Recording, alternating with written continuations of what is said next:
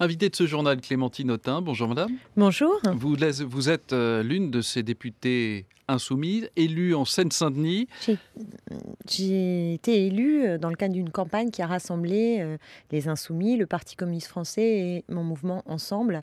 Et je tiens à cette unité, à ce rassemblement. Et vous serez sous quelle étiquette?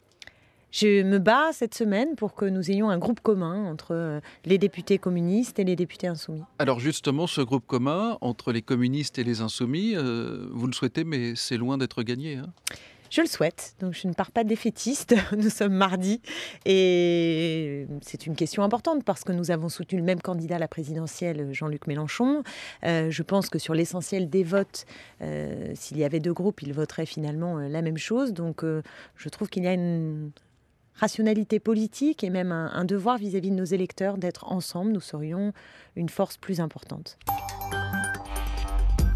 Midi 48 sur France Culture, c'est l'heure de la séquence interview. L'invitée est Clémentine Autain. Elle est interviewée par Sophie Delpont. Bonjour Clémentine Autain. Bonjour. Alors vous disiez tout à l'heure, au cours du journal, que vous faisiez partie de ceux qui tentent d'arriver à un accord entre les communistes et les insoumis. L'accord n'a pas eu lieu pour les législatives. Est-ce que vous avez encore espoir que d'ici vendredi, il y ait une alliance et un groupe commun ? C'est pas une affaire d'espoir, c'est une affaire de volonté et de cohérence politique. Voilà, je pense que nous gagnerions à faire partie du même groupe. Pour autant, on ne va pas focaliser que là-dessus. Les combats que nous avons à mener dans les semaines et les mois qui viennent vont être décisifs et je ne doute pas que, groupe commun ou pas, nous les mènerons ensemble.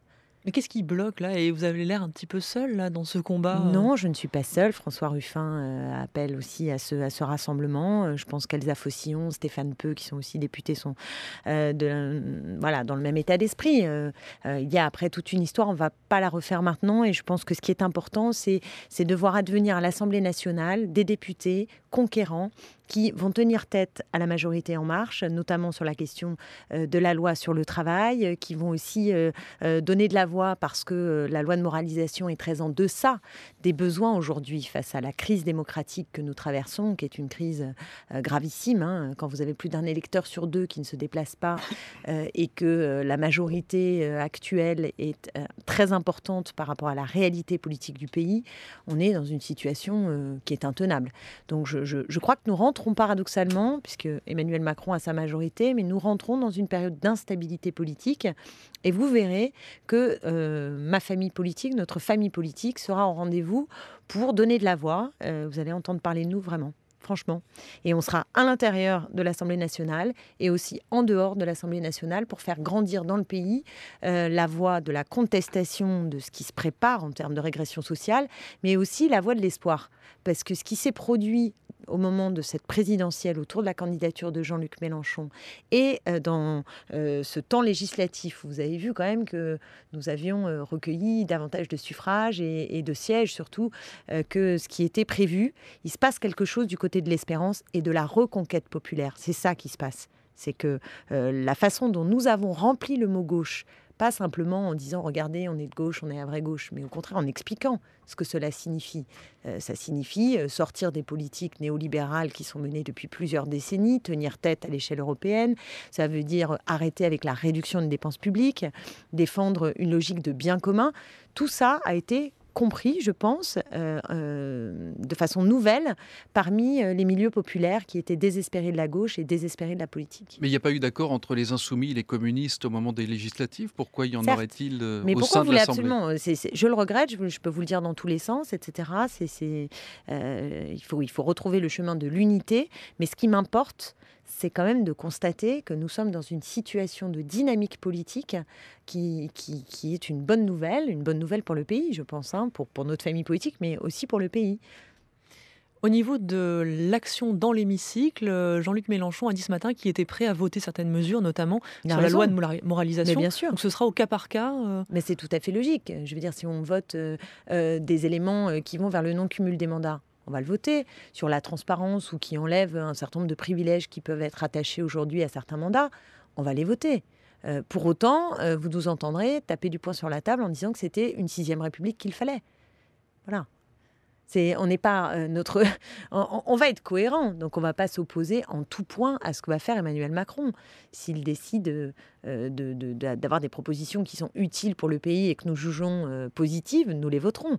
Maintenant, s'il veut donner encore plus de vent dans les voiles de l'état d'urgence qui ne permet pas de combattre le terrorisme, mais qui par contre lamine les libertés publiques, en instaurant un état d'urgence dans le droit commun, vous nous entendrez très fortement l'Assemblée nationale contester cette attaque aux libertés.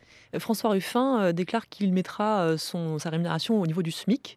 Il déclare aussi qu'il sera, donc son mandat sera révocable par pétition. Ce sera votre cas ? La révocabilité, bon, écoutez, je préfère partir d'un principe de rapport de confiance.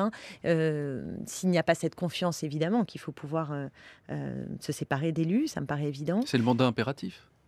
C'est le mandat impératif. C'est tenir ses engagements, tenir sa parole, oui.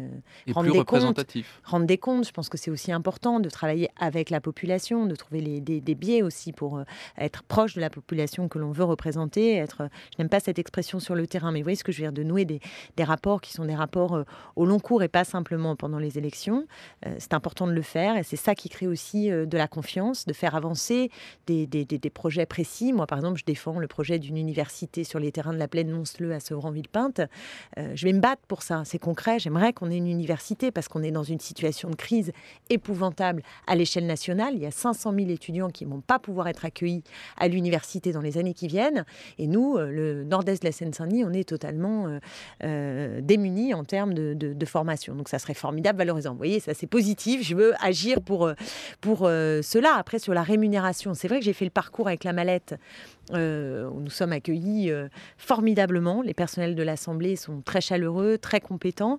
C'est tout à fait bien. Nous avons un certain nombre d'avantages pour faciliter la vie. C'est le moins qu'on puisse dire. Voilà, je ne sais pas si tout est indispensable. Et c'est ça qu'il faudra regarder. Merci à vous, Clémentine Autain, d'avoir accepté notre invitation dans le journal de France Culture. Et merci à vous, Sophie Delpont.